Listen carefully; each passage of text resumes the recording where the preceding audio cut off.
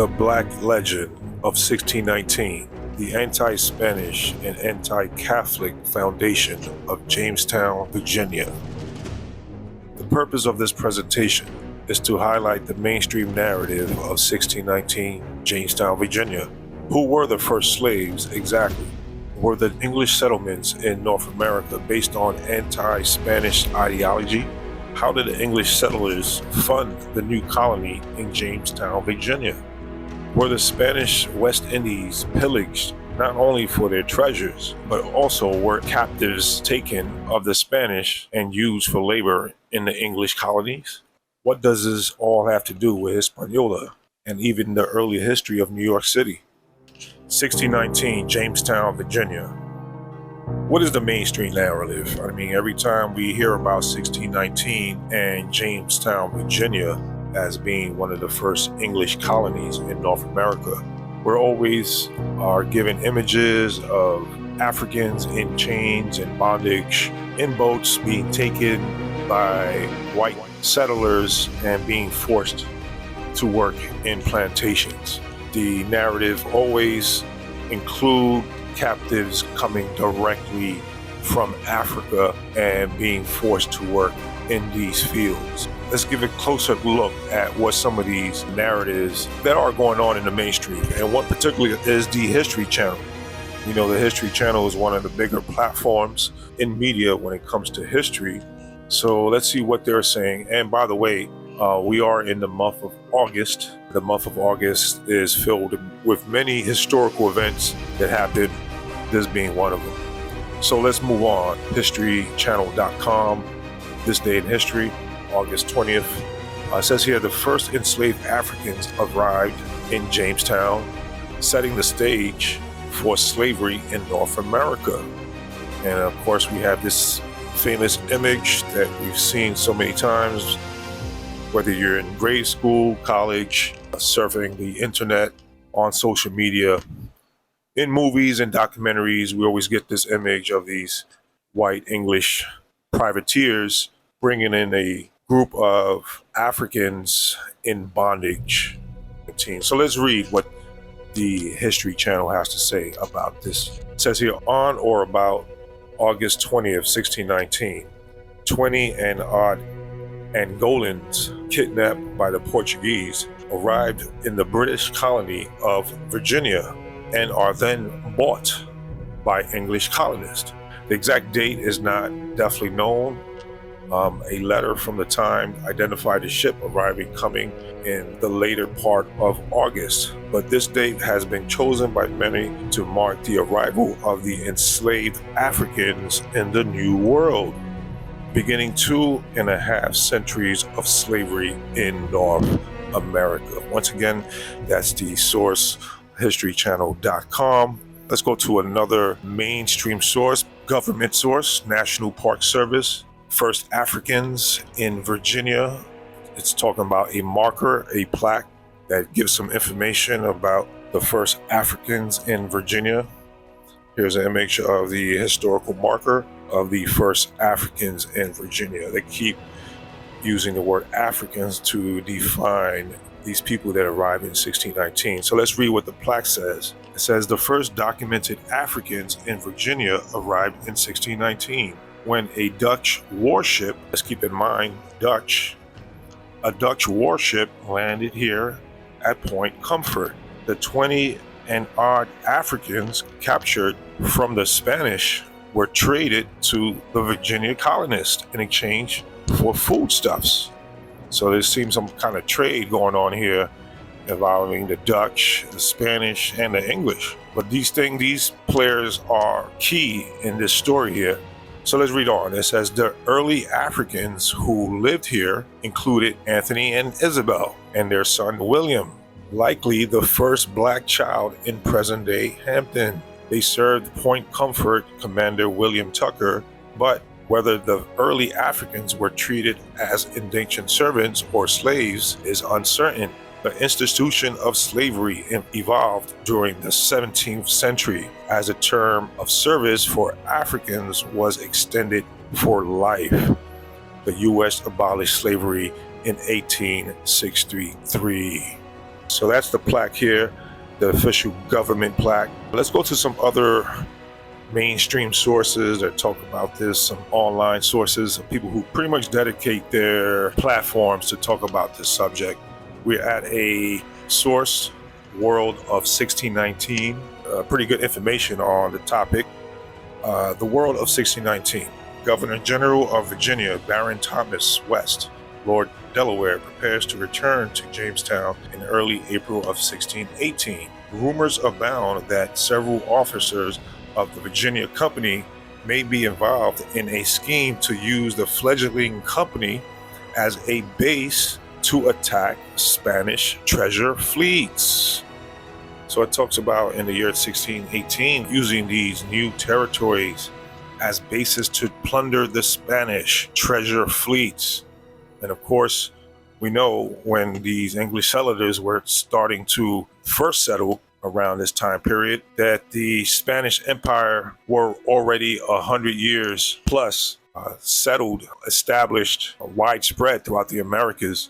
Spanish West Indies, of course, Mexico, and much of South America was part of the Spanish Empire.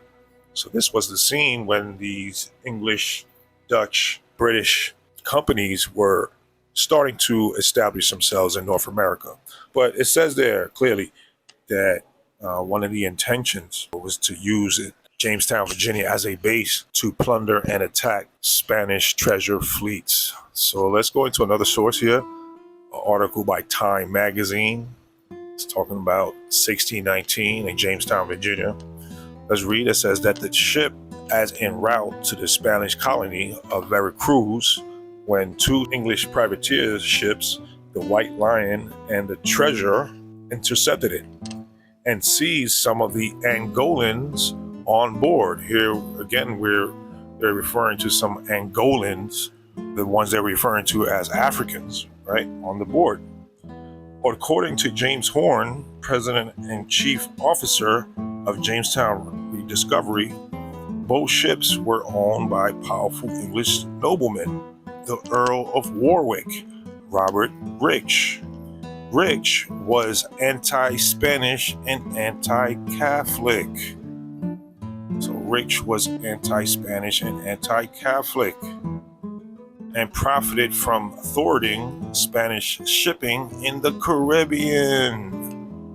So when we're talking about Spanish shipping in the Caribbean, treasure ships, we have to be talking about places like Cuba, Hispaniola, and Puerto Rico.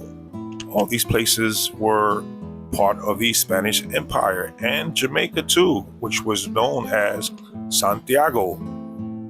It didn't become a British colony until 1655, so we're talking about the years prior to that. Of course, one of the main bases, one of the main seats of that power, of that Spanish crown, was Santo Domingo, known at the time as the Captaincy General of Santo Domingo. We'll get into that a little bit more later. Reading on, it says the most cited account of those events in 1619 is found in the letter to the Virginia Company of London, which had run the Jamestown, Virginia settlement since its establishment in 1607. So since 1607, they've been trying to settle in Jamestown, Virginia. So from John Wolfe, one of the early English settlers there, and most famously Pocahontas' husband. So we're talking about the same sites, the same areas where we famously get that Pocahontas story. The Pocahontas story is something we'll cover in later episodes, but no, we're talking about the same areas, Jamestown, Virginia, where the English were settling with the intentions of pillaging, with the intentions of attacking and taking from the Spanish. So let's move on. Anti-Spanish and anti-Catholic attacks. Spanish citizens captured, including the plundering of the Spanish Caribbean. But what does all this have to do with Hispaniola? As stated earlier, during this time, Hispaniola, Santo Domingo, was one of the major seats of the Spanish crown. So before we answer the question of what all this has to do with Hispaniola, let's not forget that Hispaniola wasn't a colony of the Spanish. Santo Domingo was the seat of the Captaincy General of Santo Domingo. Santo Domingo already had highly skilled Atlantic Creoles whose presence on the island were established several generations before Jamestown, Virginia was settled by the English. Where you had several generations, you at least 4 or 5 of people who were skilled, things like farming and cattle ranching, soldiers, translators, people who could run your plantation for you, basically. People who were already skilled doing this. As stated earlier, the Captaincy General of Santo Domingo was the first captaincy of the New World established by Spain in 1492 on the island of Hispaniola. We covered the captaincy in previous episodes. It says here, the captaincy under the jurisdiction of the Real Audiencia of Santo Domingo was granted administrative powers over Spanish possessions in the Caribbean. So no, Santo Domingo was not a colony. It was a maker of colonies. It was the seat of power. People keep referring to Santo Domingo as a colony of Spain. False. It was a captaincy of Santo Domingo. Let's read on. It was granted administrative powers over the Spanish possessions in the Caribbean and most of its mainland's coast, making Santo Domingo the principal political entity of the early colonial period. Captaincy General of Santo Domingo, 1492 to 1865. That's over 300 years of Santo Domingo being a major capital, not only to Hispaniola, but to the Spanish West Indies, including Cuba, Puerto Rico, Jamaica at the time, and the coastal cities, including Florida, places like Florida, Texas, and places in the North in South America. Continuing with the story regarding these English and Dutch pirates pillaging and attacking these Spanish territories, one comes to mind, and that's the Battle of Santo Domingo that happened in 1586. This was one of the first major ones. So this happened about 30 or 40 years prior to 1619. It says here, the Battle of Santo Domingo, 1586, or the capture of Santo Domingo, was a military and naval action fought on the 1st of January, 1586, of the recently declared Anglo and Spanish War. So there was some Anglo and Spanish War. There was also a Dutch and Spanish War. So there were wars going on between the English and the Spanish, between the Dutch and the Spanish. At the same time, the English and the Dutch were settling in places like Jamestown, Virginia, and in New York or New Amsterdam. But at the same time, the Dutch and the English are funding and finding resources to make these settlements a reality. They're pillaging Spanish territories, Santo Domingo being one of them. Let's read on. Resulted in assault and capture by English soldiers and sailors of the Spanish city of Santo Domingo, governed by Cristobal de Ovalle on the Spanish island of Hispaniola. The English were led by Francis Drake, the famous Francis Drake, the English pirate. So these are all pirates who were under the flag of quote-unquote legitimate companies, you know, the Dutch West Indian Company, the Virginia Company. They started off as companies before they started off as nations, right? So let's read on.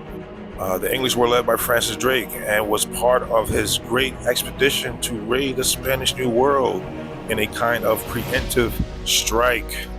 As stated earlier, the English were in war with the Spanish, right?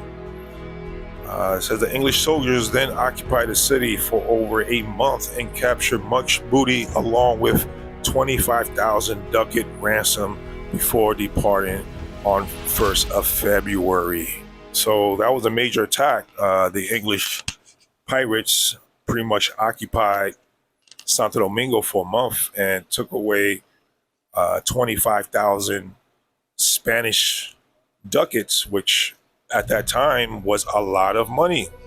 And it goes to show how wealthy Santo Domingo was at that time, that they just had that money just there, right? And of course, if you're at war and if you're pillaging and attacking, not only are you taking treasures and taking money, right, but you're also capturing and taking captives, people, prisoners of war. These happens in all wars throughout history, right? So this will not be any different. So if the Anglos were at war with Spain or the Spanish people, it's only natural that they would take slaves in these battles, in these wars. And that's exactly what happened. Here we have a source, Sir Francis Drake, Penguin Books, written by John Sudgen, 2004, pages 186 to 190 also. Another source, Drake and the Tudor Navy, with a history on the rise of England as a maritime power, volume 2, pages 35 through 41. It says that the assault had cost Corlell, who were one of the pirates at the time, only 7 killed and around 20 wounded. And given the lack of serious resistance, the Spanish losses were around the same, although they had nearly 200 men captured. So 200 Spanish men who were defending Santo Domingo at the time were captured by Francis Drake and his English pirates. What happened to these 200 Spanish men? What were they used for? They were taken back to Europe, or were they sold as slaves to the now new English colonies and Dutch colonies that were now springing up in North America? So there were attacks on the Spanish West Indies continued. Some of these captives were sent to New Amsterdam and New York. We have some sources to back that up. Indian slavery in colonial times within the present limits of the United States, by Almond Wheeler Lauber, PhD, written in 1913, New York Columbia University, pages 162 and 163. Also the Calendar of Historical Manuscripts, pages 45. It states that during the war between the Spanish Crown and the Dutch, pirates would raid and kidnap Spanish Indians. Let me say that again, quote unquote. They would raid and kidnap Spanish Indians from the Caribbean islands. So, of course, we just read the influence that Santo Domingo had in the Caribbean, and how people like Francis Drake were pillaging Santo Domingo and taking up to 200 captives, right? Now we're reading about how the Dutch were raiding the Caribbean islands and taking Spanish Indians, right? So let's read on. It says they were raiding the Caribbean islands for Spanish Indians and taken to New Amsterdam as slaves. Spanish with Indian blood, mestizos, and in some cases treated unfairly in New Amsterdam.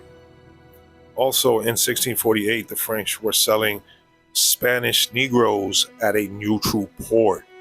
So here you have examples of quote-unquote Spanish Indians and Spanish Negroes being taken from the Caribbean islands, the Spanish West Indies, which is Hispaniola, Puerto Rico, Cuba, and at the time Jamaica, called Santiago, that the Dutch, English, and even the French were participating in raiding these Spanish territories and taking Spanish Indians and Spanish Negroes and taking them to what we know today as New York City. So as we're going to the early mainstream sources, as they keep alluding as these people being these Africans from 1619 that were used for slave labor in North America, in the English colonies, were they Africans, or were they captured Morenos and Indios who were already free under the Spanish crown? And of course, Spain had much of the territory during this time period. It was part of the Spanish Empire. And not that it was colonies of Spain, it was Spain. As you can see here, this 1810 map, much of North America was part of Spain. We have a source here, I Love History, Utah.gov, government site for Utah, the Spanish Empire, Trade and Transformation. It says here, much of the present-day American West, including Utah, was part of the Spanish Empire, 1521 until 1821. In this region, the Spanish explorers hoped to find gold, silver, and a river to the Pacific Ocean that would make colonization easy and profitable. So as far as Utah, all that territory, North America, was part of the Spanish Empire. And of course, much of this we already know, but notice the dates, 1521 and 1821, because these were similarly the dates that the captaincy of Santo Domingo was in power in Hispaniola. So just to give a summary and recap, the mainstream continues to portray enslaved people taken directly from Africa. The African slave trade story overshadows the actual facts of what happened and who these people were. These people were taken from the Spanish, and when they arrived in Jamestown, Virginia, they had Spanish names, Spanish surname that eventually got anglicized. The so-called Africans taken as slaves originally had Spanish identities. Whether or not we calling them Africans now, and we're putting that African title on plaques, on government plaques, and spreading that information on mainstream platforms like the History Channel, we have to give a better context on the identities of these people. They had Spanish names. They were called either Spanish negroes or Spanish Indians, and they were being taken from places like Santo Domingo, Cuba, and Puerto Rico, and even Jamaica, which was a Spanish territory at the time. These people most likely were in the Americas for several generations and already built identities, right? So we have to honor that. We know that Jamestown, Virginia was founded by English pirates, English and Dutch pirates, who were anti-Spanish and anti-Catholic. So as we see, the Black legend on the Spanish presence in the Americas continues. There's a continuing Black legend we can see to this day that it's overshadowing the Spanish presence in American history. So in conclusion, 1619, Jamestown, Virginia, is not only the origins of the English settlements in North America, but is also part of the continuing Spanish history of the Americas, where Hispaniola, Santo Domingo, played a huge role. So that's it, folks. There it is. This is the Black legend of 1619, the anti-Spanish and anti-Catholic foundation of Jamestown, Virginia. This is your brother, David Rodriguez, with another episode of Hispaniola History Channel. Good night and God bless.